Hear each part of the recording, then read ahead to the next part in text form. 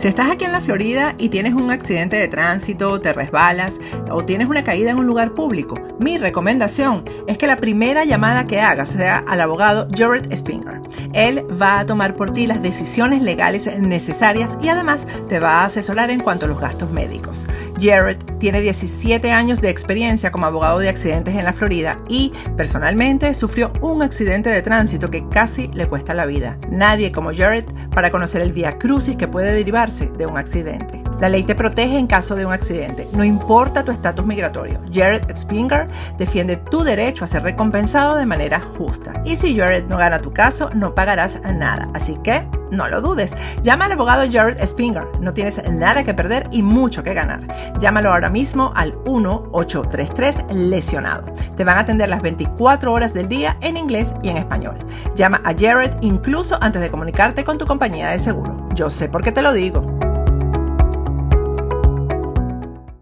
Los problemas que se ignoran con el tiempo empeoran. Si te acosan las deudas, estás haciendo pagos mínimos o dejaste de pagar, ingresa a latincredits.com. Reparamos tu crédito, aumentamos tu credit score y te conseguimos préstamos para lo que quieras. Y por solo $4.99 revisamos tu crédito y te damos un análisis gratis. Latin Credits te ayuda. Habla con nosotros. Haz una cita online en latincredits.com. El lado humano del credit score. latincredits.com.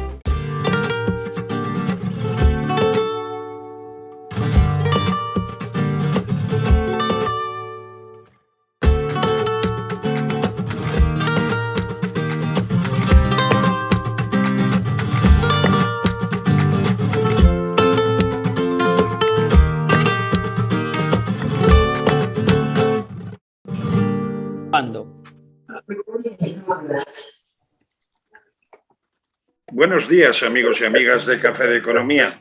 Otro domingo más estamos con vosotros en lo que ya podemos calificar ya de un profundo otoño en el que el mal tiempo de momento predomina y quizás puede ser ideal el hecho de que sea prontito por la mañana para que mientras que desayunéis o estéis tomando ese café, pues escuchéis esta tertulia de economía en la que vamos a hablar de presupuestos, pero no de los presupuestos generales del Estado, que ya hemos hablado durante 4 semanas, sino de otros presupuestos distintos, que tienen otra forma de plantear lo que pueden ser las cuentas de un año para un territorio. En este caso vamos a hablar de la Comunidad de Madrid, porque la Comunidad de Madrid se plantea unos presupuestos abiertos, unos presupuestos de cara a mirar por la sociedad, y el ejemplo lo vais a ver nada mejor que charlando con Pedro Muñoz Abrines, que va a ser la persona de la Asamblea de Madrid, en este caso del Grupo Popular, quien va a disertar con nosotros y charlar con nosotros sobre este presupuesto, junto con Víctor Píriz, José Vicente Mari, y a lo largo de la charla se incorporará Miguel Ángel Paniagua, que está a puntito de entrar, pero como os podéis imaginar, toda esta semana ha sido durísima y hay pequeños retrasos que son inescrutables. Buenos días a todos. Hola, muy buenos días. Muy buenos días. Hola, Eugenio. Pedro, los presupuestos de Madrid se caracterizan por ser unos presupuestos absolutamente distintos a los que pueden ser los presupuestos generales del Estado, fundamentalmente porque son los presupuestos abiertos a la sociedad, que mira por el individuo, que además en los que se bajan impuestos y que la comunidad renuncia a sus propios impuestos para que la gente, después de esta pandemia, pues pueda empezar a respirar y pueda empezar a prosperar, que es de lo que se trata, ¿no? ¿Nos podías hacer una pequeña semblanza de cómo van a ser estos presupuestos que Madrid está discutiendo y que se van a aprobar para 2022? Bueno, evidentemente los presupuestos son un instrumento muy importante, como todo el mundo puede entender, porque más allá de ser un conjunto de números, el proyecto, como se define normalmente, es el proyecto político de un gobierno.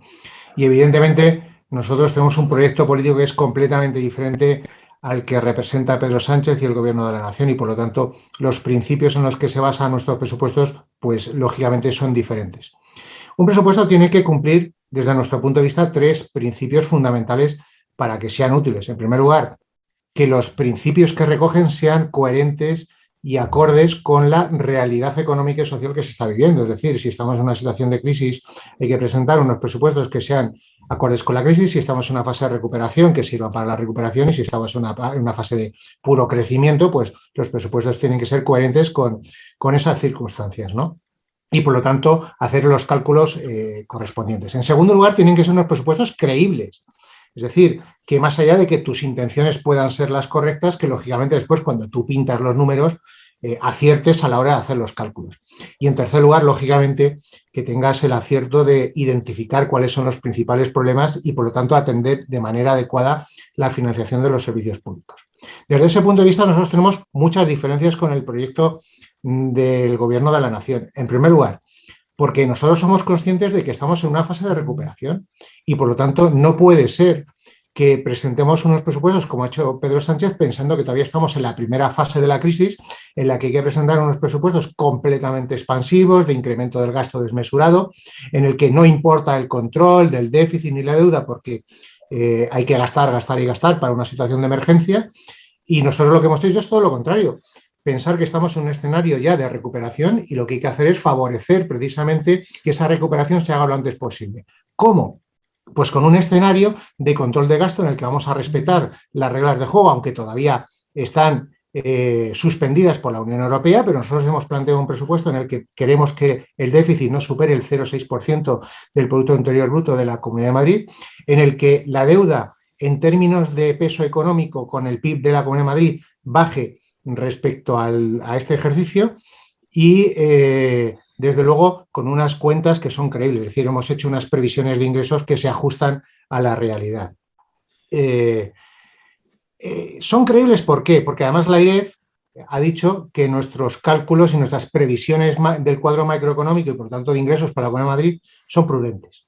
Eso significa, lógicamente, que hemos hecho unas cifras que son acertadas y correctas.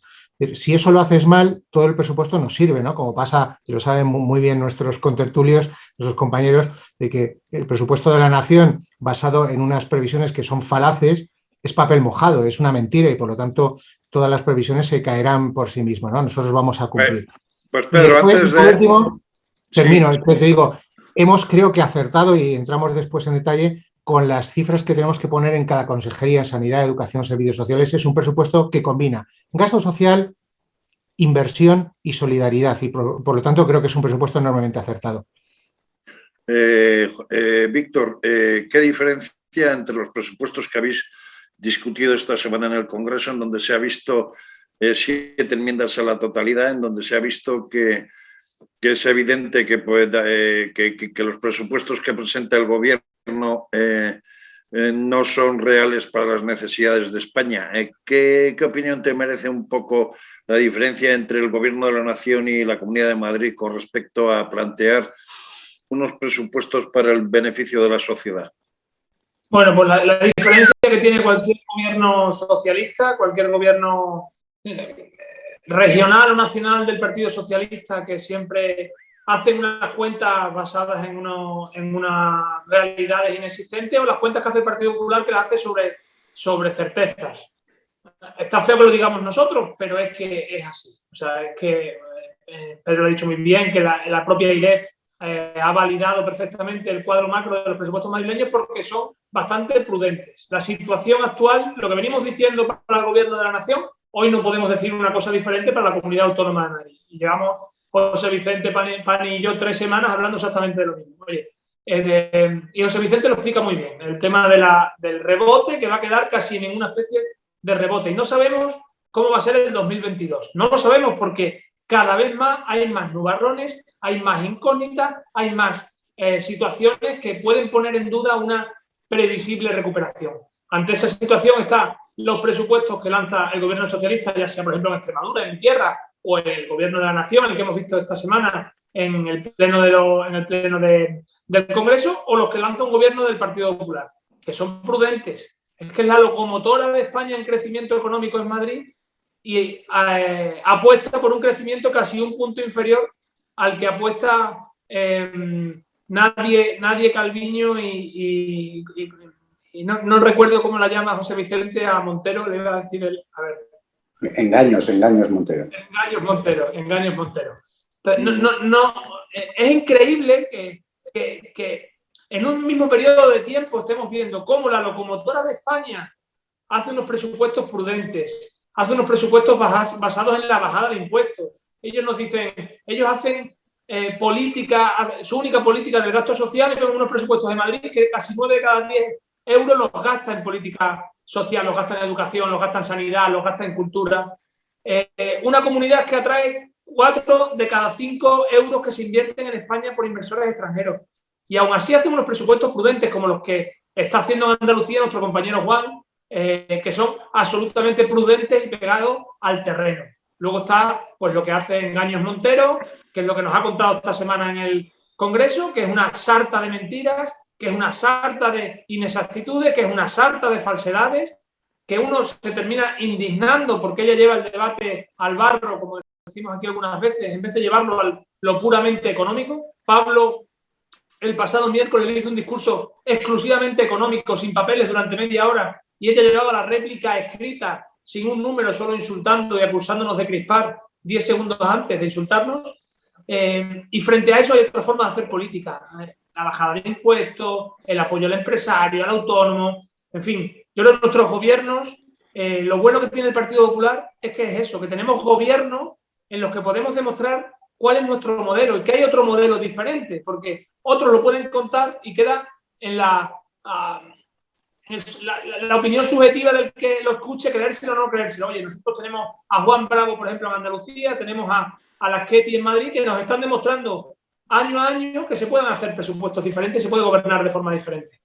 Mientras que parece que Miguel Ángel Paniagua se va a incorporar porque está a puntito de incorporarse a nuestra tertulia, le pregunto a José Vicente. José Vicente, tú siendo senador de una comunidad autónoma y que todavía os queda la discusión de los presupuestos en el Senado, ¿cómo ves el hecho de que Madrid, esa locomotora de España, vaya a unos presupuestos reales, vaya a unos presupuestos en los que se mira por el individuo, se bajan impuestos y además que renuncie a los propios impuestos que corresponden a la comunidad autónoma? Bueno, antes de que entre Pani y me corte, que es lo que pasará ya anunciado,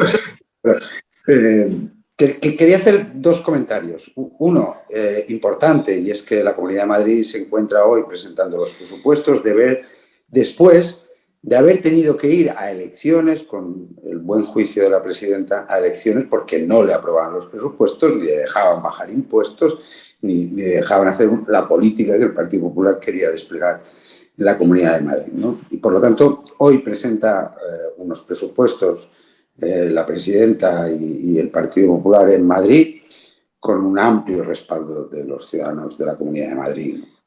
Y en segundo lugar, lo decía Pedro, y a mí esto me parece el meollo de la cuestión, unos presupuestos ajustados a la realidad que vivimos.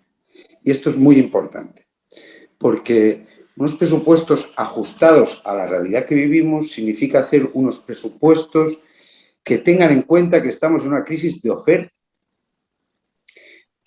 Ya nos pasó en la anterior crisis. En la anterior crisis fue una crisis de endeudamiento y el Partido Socialista respondió con expansión de demanda, dando respuesta a una crisis de endeudamiento con políticas de demanda y expansión de demanda, lo cual lo que pasó fue que inmediatamente pues, nos hicieron hincar la rodilla en mayo de 2010 y nos dijeron que dónde íbamos, ¿no? Después de 3 años de hacer políticas equivocadas respondiendo a aquella crisis. Y en esta crisis nuevamente están respondiendo equivocadamente a la crisis que tenemos planteada. La crisis que tenemos planteada es de oferta. Ya puedes inundar el mercado de demanda, ya puedes hinchar la demanda, que lo que nos está pasando es que generas unas tensiones inflacionistas tremendas porque hay una descompensación. Tenemos una demanda que evidentemente después del confinamiento pues, se libera y tenemos una oferta que no responde a ese nivel de demanda. ¿Por qué? Pues porque la oferta no está confiada, tiene incertidumbres, no se crea el gobierno. Y estamos en esa descompensación. Pero el gobierno sigue haciendo políticas expansivas de demanda ante una crisis que es de oferta, no es de demanda, ¿no? Porque demanda tenemos de sobra. Por tanto, es muy importante lo que dice Pedro de hacer unos presupuestos ajustados a la realidad en qué vive, porque si te equivocas, como se está equivocando Sánchez con los presupuestos que está planteando, lo que haces es agravar el problema, que es lo mismo que pasó entre 2008 y 2011 en la anterior crisis. ¿Cuáles pueden ser el mayor capítulo de gasto e inversión que pueden tener estos presupuestos de Madrid, Pedro? Bueno, nosotros tenemos tres grandes partidas que son muy importantes. La primera, lógicamente, es sanidad. El presupuesto de sanidad supera incluso el presupuesto total de muchas comunidades autónomas. Nosotros tenemos un presupuesto en sanidad que va a ascender, si no recuerdo mal, en torno a 8.400 millones de euros, es decir, que es una cifra muy importante y que representa prácticamente el 40% del presupuesto de la Comunidad de Madrid. Después tenemos el presupuesto de educación, que está en algo más de 4.000 millones de euros, que también es una consejería que crece muchísimo porque los retos que nos ha puesto la pandemia son muy importantes a la hora de poder ajustar las ratios, de mejorar las infraestructuras educativas, las infraestructuras en los colegios, etcétera, ¿no? Y por lo tanto era muy importante. Y tenemos una tercera partida que tiene mucha importancia, aunque los ciudadanos no la ven. No lo ven los madrileños, pero sí que la disfrutan afortunadamente y estamos muy orgullosos de ello el resto de los ciudadanos de España. Es decir, tenemos una partida que son 5.500 millones de euros que supone aportación al Fondo de Garantía de Servicios Públicos y al Fondo de Suficiencia. Estamos hablando de aportaciones netas, ¿no? Y por lo tanto son las tres grandes partidas. Es decir, si el sistema de financiación funcionase de otra manera, nuestro presupuesto en vez de tener 23.000 millones serían 28.000. Pero lógicamente entendemos que ese ejercicio de solidaridad, de reequilibrio tiene que existir, ¿no? Y después, lógicamente, tenemos un esfuerzo muy importante de políticas de familia y sobre todo lo que tiene que ver con el apoyo al tejido productivo, que desde el punto de vista presupuestario crece, pero que sobre todo lo que va a tener mucha importancia es la parte regulatoria, porque este proyecto de presupuestos va unido a dos medidas que vamos a hacer. En primer lugar, una importante desregulación y simplificación administrativa de trámites, etcétera, y de quitar trabas burocráticas a la creación de empleo, de empresas, de actividad, de apoyo a los autónomos. Y, lógicamente, algo que también se ha comentado que es una bajada de impuestos. Una bajada de impuestos, el impuesto de la renta de las personas físicas, que es la mayor bajada. Medio punto, si no me equivoco, ¿verdad? Sí, medio punto en cada uno de los tramos que tiene el IRPF en la parte autonómica, ¿no? Y eso supone una rebaja muy importante porque para 3.300.000 madrileños va a suponer tener que pagar menos impuestos en el ejercicio correspondiente, el año 2023, cuando hagan la declaración de la renta.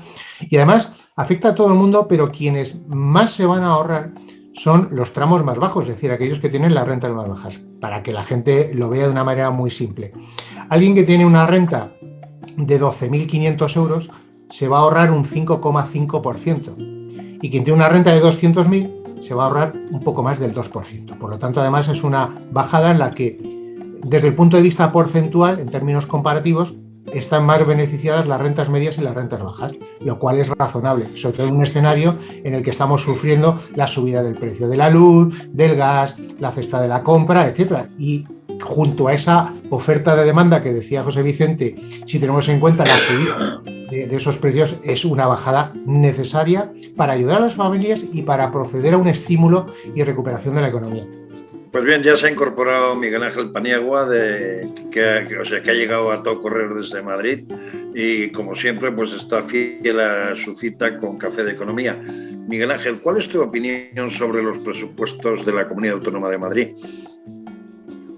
Bueno, perdonad por el retraso, pero tenía un acto ahí sobre el Tribunal de Cuentas en el Consejo General del Poder Judicial y no he podido llegar antes. Bueno, yo vengo a escuchar hoy porque teniendo a Pedro, además, que nos lo va a saber transmitir perfectamente, y vengo con ganas, fíjate, teniendo en cuenta que hemos estado en el debate de la totalidad de los presupuestos esta mañana y ayer, vengo con ganas de oír un poco menos de demagogia y un poco más de datos reales. Y realidad, ¿no? Y de medidas reales, porque ha sido terrible lo que hemos tenido que escuchar durante estos 2 días a la ministra de Hacienda. Ha sido terrible. A mí realmente me daba vergüenza que esta mujer pueda ser ministra de Hacienda de nuestro país, la verdad.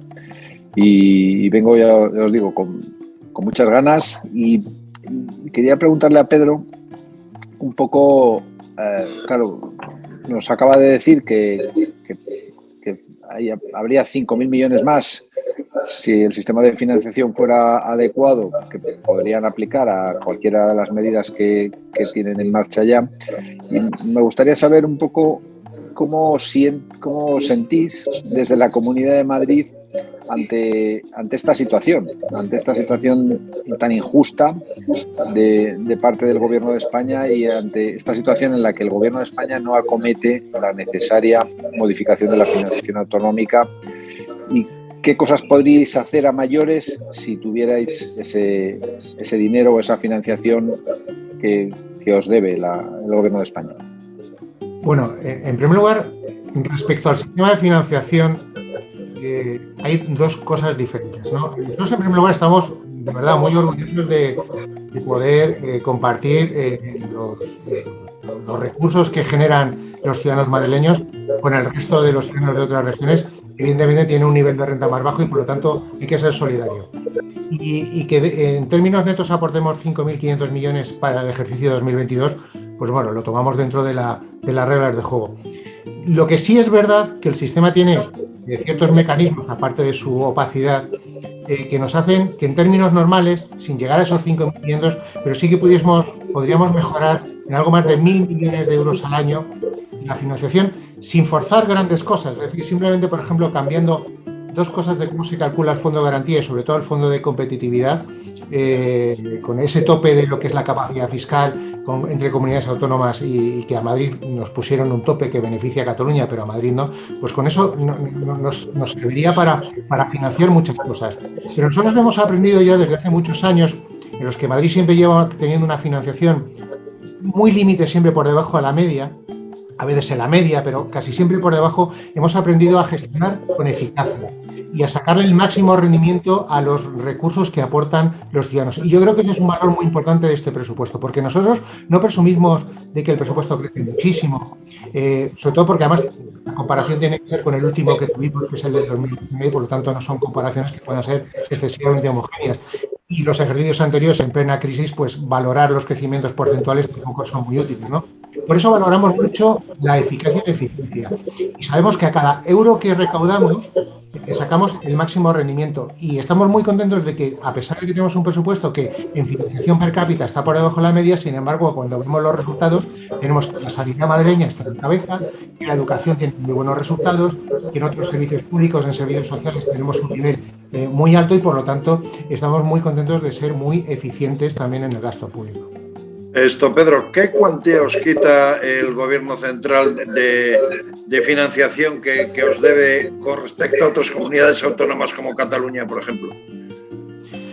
Bueno, los cálculos varían en función de cada ejercicio, ¿no? Pero si el sistema de financiación funcionase de una manera más coherente, más equitativa, nosotros pensamos que probablemente estaríamos entre 1.000 y 1.200 millones de euros al año más que podríamos recibir. 1.200 millones de euros, para que la gente se haga una idea, es lo que gasta la Comunidad de Madrid cada año solo y exclusivamente, y es muchísimo dinero, en financiar y subvencionar el transporte público de la Comunidad de Madrid.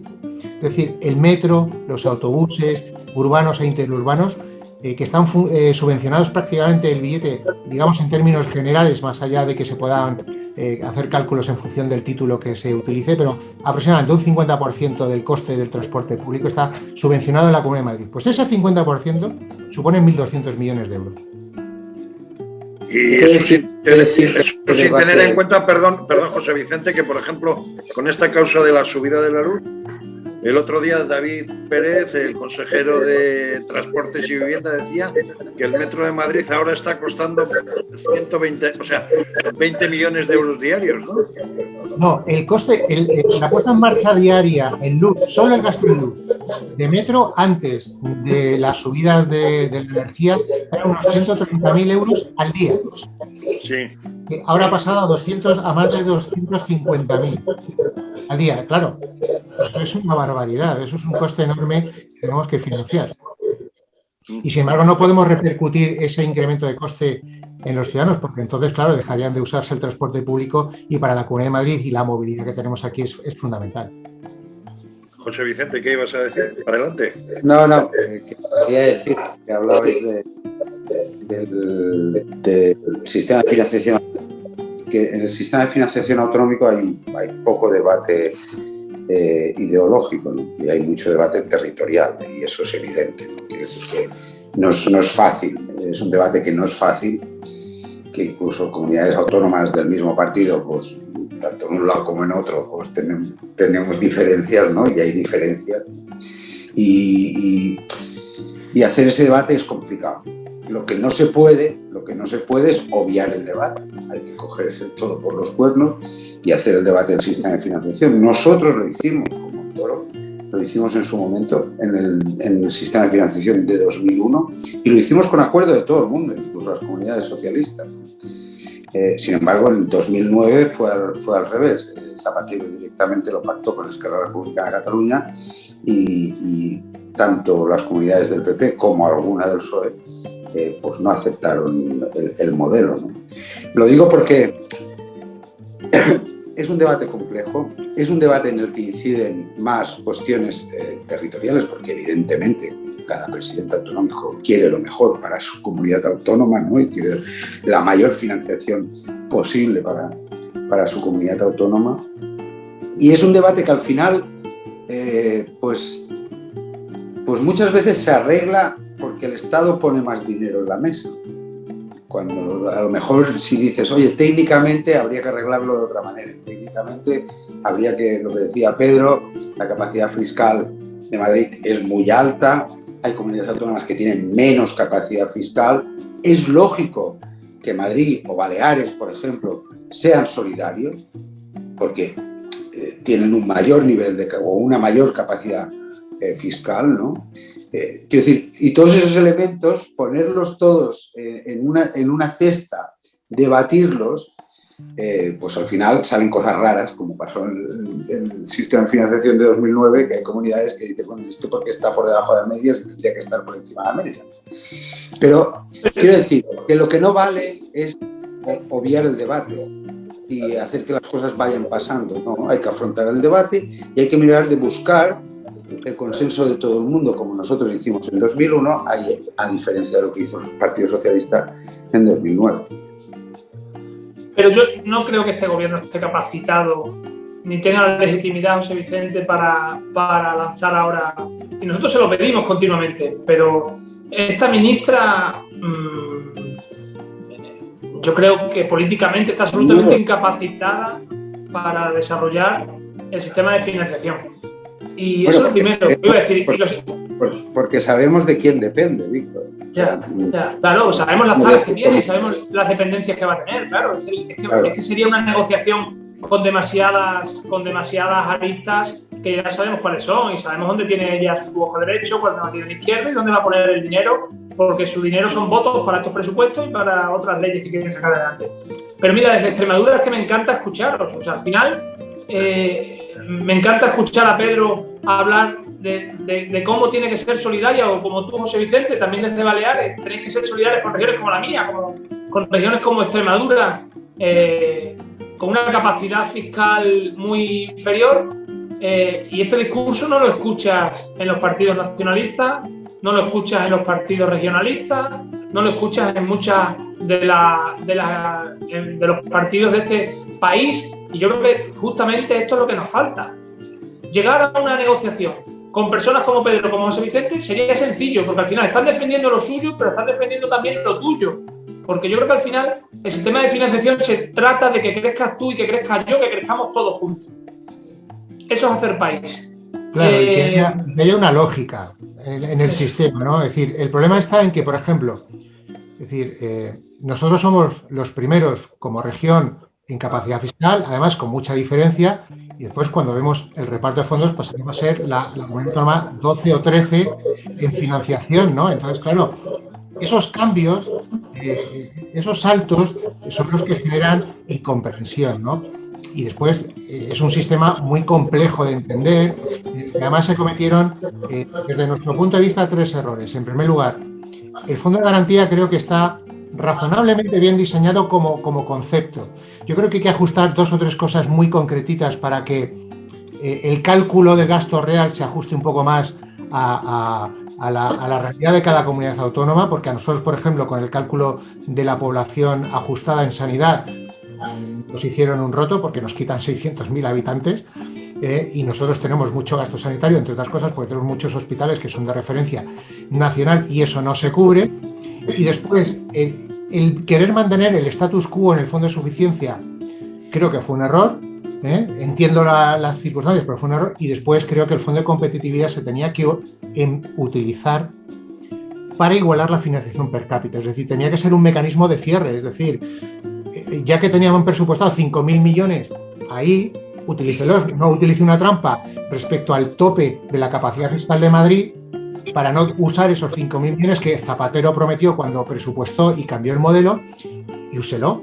Y úselo para igualar, y por lo tanto no habría agravios, porque los que estaban en una financiación al 130% por encima de la media seguirían teniendo el mismo nivel en términos absolutos de financiación, pero ya se habrían reducido las diferencias entre comunidades autónomas, porque no es normal que unos estén en el 95% de financiación y otros estén en el 130%. Esta semana, Pedro, el portavoz de Bildu insultaba a la Comunidad de Madrid y su política fiscal, ¿verdad, Paniagua? Las insultaba en su intervención del jueves por la mañana, como el resto de la izquierda, independentista o extrema izquierda. Al final, en este ambiente, con esta animadversión hacia Madrid, hacia una política fiscal absolutamente, yo creo que tiene independencia para hacerla con el grado que Madrid quiera y el grado que Madrid se pueda permitir. Ellos no lo entiende la izquierda. Entonces, en este escenario, yo creo que abrir el melón de la financiación autonómica es un riesgo para las comunidades como Madrid, como las comunidades que están ahora mismo detestadas por los nacionalistas, por los soberanistas, por los independentistas, por toda esta jauría de partidos que apoyan este presupuesto del Gobierno de la Nación, y que entre sus prioridades, entre las 15 o 20 primeras, no está España. Fíjate qué curioso que Bildu plantee una crítica a la política tributaria de la Comunidad de Madrid, estando en una región como es el País Vasco, donde las diputaciones forales tienen más capacidad normativa, más capacidad para hacer cosas sobre tributos que no podemos hacer los demás. Claro, ellos pueden tocar sociedades, pueden hacer cosas diferentes en impuesto a la renta con mayor margen que las comunidades de régimen común, pueden hacer con patrimonio lo que quieran, etcétera. Eso sí, que lo demás no lo podemos. Y ahora además se les ha dado el salario mínimo, se les ha dado el fondo de la ayuda, esos 405 euros al País Vasco. El ingreso mínimo vital. Mínimo vital. Pero escucha, pero yo de eso no me quejo, porque el ingreso, es que el cambalache que ha hecho este gobierno con el ingreso mínimo vital es morrocotudo, porque las rentas garantizadas de las comunidades autónomas ya existían. Sí. Y lo que ha venido a hacer el gobierno es me meto aquí el ingreso mínimo vital, yo me cuelgo la medalla. Desaparecen, pero no desaparecen las rentas garantizadas, porque resulta que las comunidades autónomas han tenido que seguir pagando las rentas garantizadas porque el ingreso mínimo vital no llegaba. O sea que la historia esta de, bueno, yo ahora le envío el ingreso mínimo vital al País Vasco es absurdo. O sea, lo que tiene que hacer es enviarlo a todas las comunidades que eran las que lo hacían bien y quitarse en medio, porque no tenía ningún sentido. Bueno, sí, tenía el sentido de quererse poner ellos una medalla, pero nada más. Las rentas garantizadas en las comunidades autónomas funcionaban bien, y eran rentas de inserción, en algunos lados rentas de inserción, otros rentas mínimas, bien, pero funcionaban bien. Y lo que vino a hacer es, para ponérsele una medalla, montar un lío, no hacer nada, y ahora decir, como gran dádiva, pues mira, te traspaso otra vez la gestión del ingreso mínimo vital. Pero qué chorrada es esta. Hay una cosa, Eugenio. El ingreso mínimo vital de Eugenio no ha sido Bildu, ha sido el PNV. Es el PNV que lo va a gestionar al final. Bildu ahí no toca moqueta, y Bildu está en otro tipo de solicitudes. Aunque lo haya negado esta semana en pleno, ha dicho que es una barbaridad los presos por presupuesto, que levante la mano de nosotros 5 el que no se crea que detrás de estos presupuestos hay una negociación como la que hubo el año pasado, que cada viernes soltaban o acercaban a 2 presos a cárceles cercanas. Pero lo más divertido del caso es que encima tienen la cara de que en tribuna tanto Bildu como el PNV como Esquerra Republicana, que son las 3 formaciones socias principales del gobierno, decirle que todavía queda mucho que negociar y de que aquí a que se firmen el último día los presupuestos, tenemos mucho que ordeñar a la vaca, ¿no? Por supuesto, es que el año pasado movieron en enmiendas solo esos 3 partidos que has citado más de 350 millones de euros. Este año van a mover bastante más de 350 millones de euros en enmiendas. La semana que viene, no, la siguiente, Miguel Ángel y yo, que estamos en ponencia de la ley del presupuesto, tendremos el primer envite, que será, pues los primeros seguramente 200 millones de euros que entren vía ponencia y sin negociación ninguna en comisión. Esos van a entrar ya, o sea, el PNV directamente y Bildu y Esquerra meterán ya. Este año tenemos que prepararnos para un presupuesto, porque además el presupuesto tiene margen para eso, un presupuesto en el que va a haber mucha concesión, muchísima concesión. Bueno, pero esto es así, esto es así. Quien se crea que los partidos en el arco parlamentario prestan sus votos a cambio de nada, vive en la inopia, ¿no? Esto es así. Y la cuestión es del lado del gobierno, o sea, del lado del gobierno, ¿hasta qué punto cedes? Y si eres suficientemente inteligente para saber atraer los votos sin excesivas concesiones. Y en el caso de Sánchez ya vemos que no es así, al revés.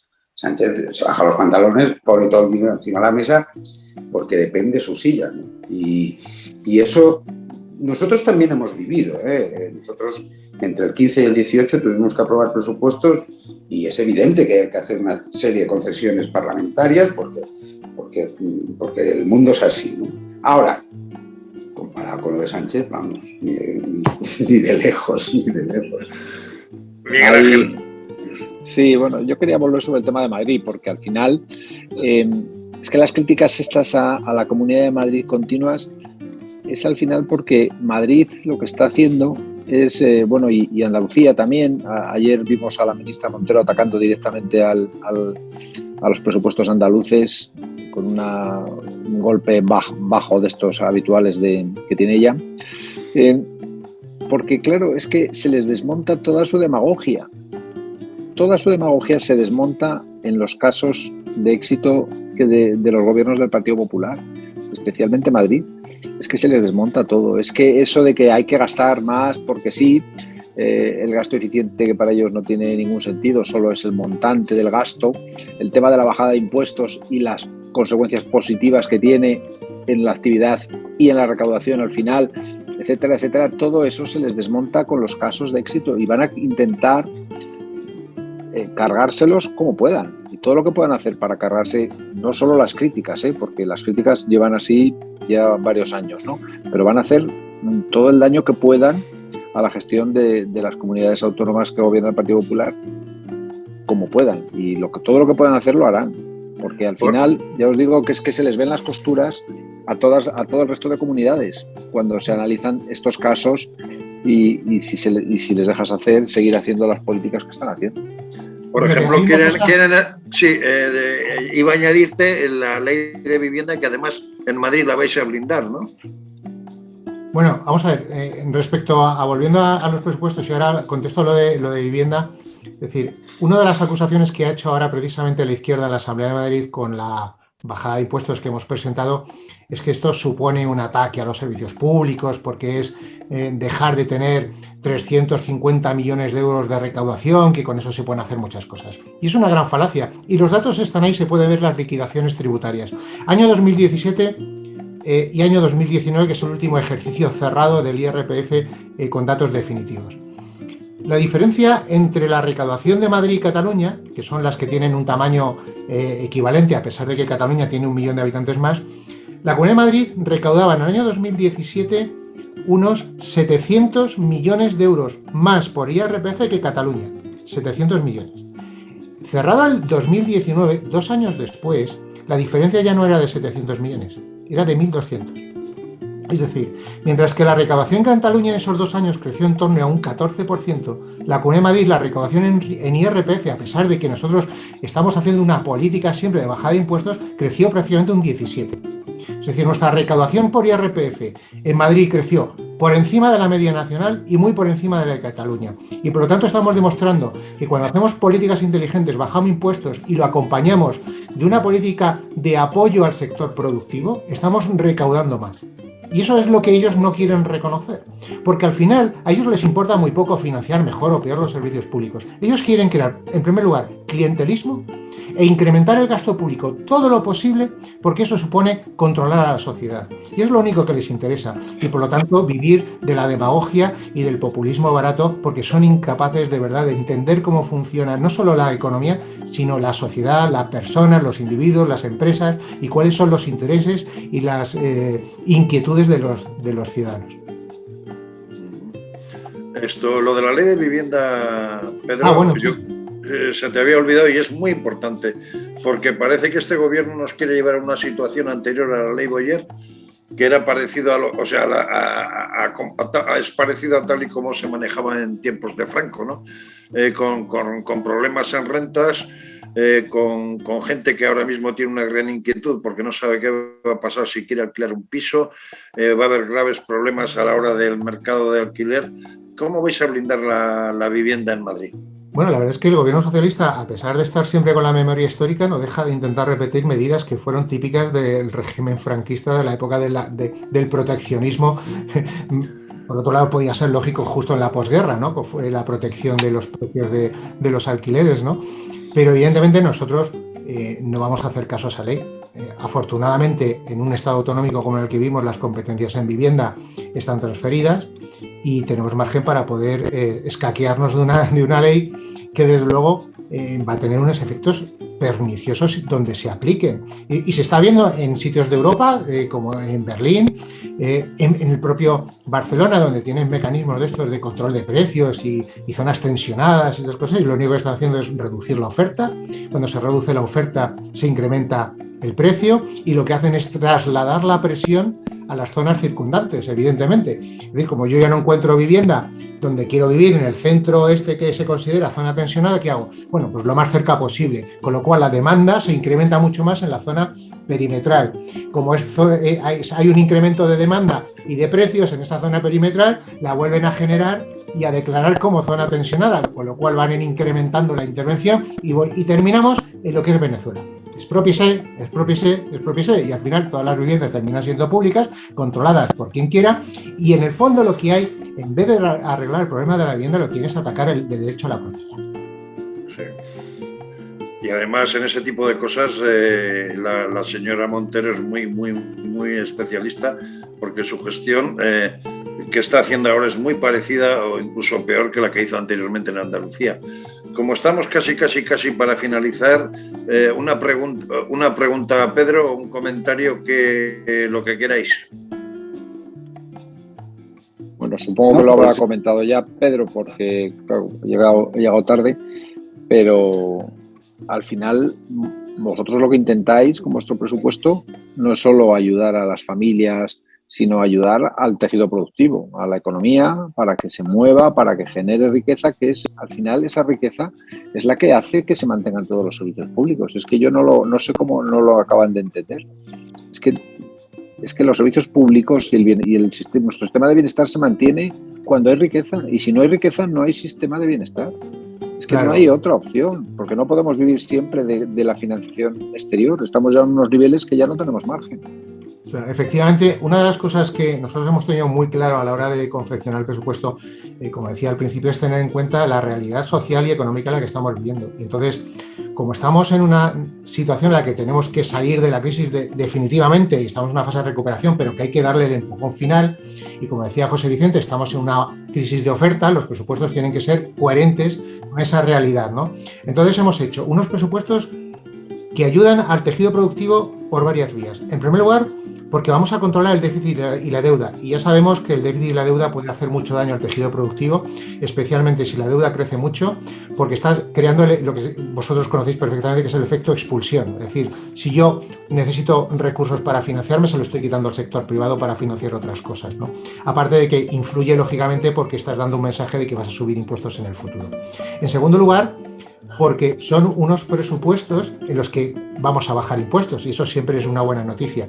En tercer lugar, porque damos certidumbre y vamos a establecer, aparte de los presupuestos, en paralelo, unas medidas de reducción de trabas burocráticas. Y por último, porque hay partidas específicas que están dedicadas precisamente y suben de manera importante para apoyar al tejido productivo y especialmente a los autónomos, es decir, que lo están pasando muy mal y nosotros mantenemos y mejoramos las partidas para, por ejemplo, ellos puedan seguir teniendo la tarifa plana, 50 euros mensuales en muchos casos, ¿no? Y por lo tanto estamos haciendo todo lo posible, ¿no? Y después tenemos diseñado que vamos a empezar a financiar un plan industrial muy importante para mejorar todos los polígonos industriales de la Comunidad de Madrid, todo el tejido productivo, un plan de industria 4.0 para que la industria madrileña pueda mejorar su tecnificación y su tecnología para estar más al día con la digitalización, etcétera, ¿no? Y por lo tanto es un presupuesto absolutamente responsable, eso sí, sin caer en la locura, ¿no? ni en la demagogia del gobierno de España. José Vicente o Víctor, preguntar o comentario. Yo contento de que lo decía al inicio, ¿no? De haber superado la fase aquella en que se bloqueaban los presupuestos de la Comunidad Autónoma de Madrid, de presentar estos presupuestos, de hacerlo acorde con la situación, como explicaba Pedro, con la situación que tenemos de entrada en recuperación y de iniciar el estímulo a esa recuperación, ¿no? Y al final lo que tenemos es una contraposición clara, ¿no? Con los presupuestos que están presentando las comunidades autónomas del Partido Popular respecto de lo que nos presentó ayer Montero y Pedro Sánchez, ¿no? Claramente, a mí lo que más me sorprendió de ayer era que se hacía un discurso de oposición, ¿no? Directamente de oposición. No era un discurso defendiendo unos presupuestos positivos para el país o que en teoría el gobierno tendría que defender como positivos al país, sino que fue un discurso de oposición a la oposición y a Pablo Casado.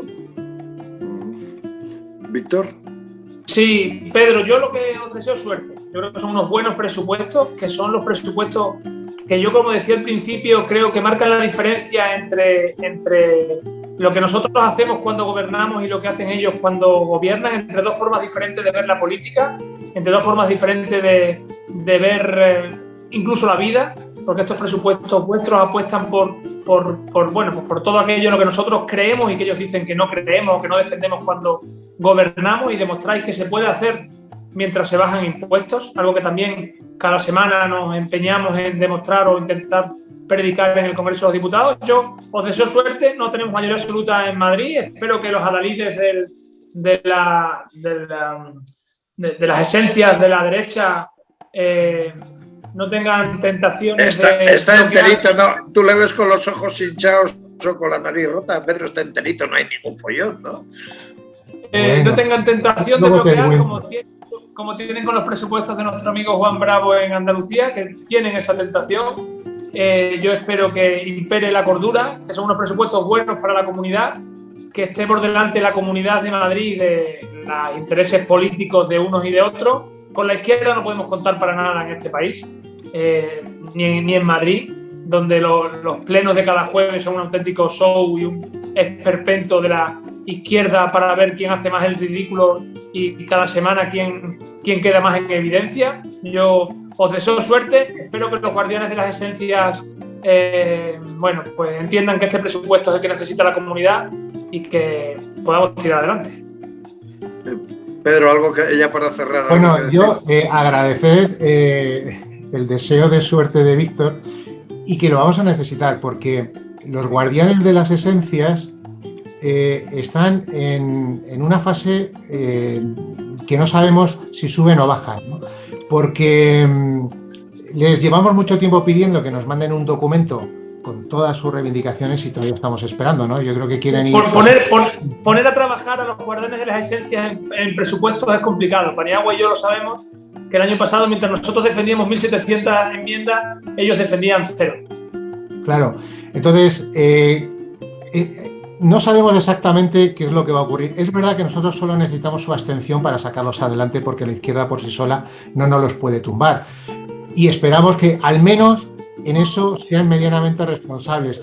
Pero ellos han entrado en un terreno de incógnita. Primero, porque no nos mandan sus reivindicaciones. porque han entrado desde hace unas semanas en un terreno de reivindicación de gratis total de todos los servicios públicos, algo que es sorprendente, y porque además tenemos un antecedente. En la legislatura esta anterior intentamos aprobar un proyecto de rebaja de deducciones fiscales en impuesto de la renta a las personas físicas y no pudimos sacarlo adelante a pesar de las esencias, porque dijeron que esa rebaja de impuestos, que tenía una consecuencia de 15 millones de euros en un presupuesto de más de 22.000 millones, teníamos que presentar en paralelo una rebaja de gastos de 15 millones de euros. Cuando además todos sabéis que esto se liquida 2 años después, ¿no? Bueno, pues simplemente por esas esencias, ¿no? Esa supuesta ortodoxia, que lo único que llevaba en realidad era un desconocimiento absoluto de cómo funciona el sistema, o muy mala fe, pues no pudimos sacar adelante una rebaja impositiva con anterioridad, ¿no? Pero yo creo que en este caso habrán aprendido después de lo que ocurrió el resultado del 4 de mayo, ¿no? Y entrarán en razones. Lo que tienen que hacer los guardianes de las esencias es preocuparse de trabajar y no preocuparse tanto de Díaz Ayuso ni del trabajo que hace Díaz Ayuso. Amigos y amigas de Café de Economía, ¿se dan cuenta cómo hay otra manera de hacer política, otra manera de existir una política económica eficaz, una política económica que dé lugar a la prosperidad? Madrid es un ejemplo, y un ejemplo claro, y que con el tiempo se verá, porque Madrid descarrila, madre mía, cómo nos va en España. Gracias por todo, buen domingo y hasta la semana que viene. Buen domingo a todos. Adiós.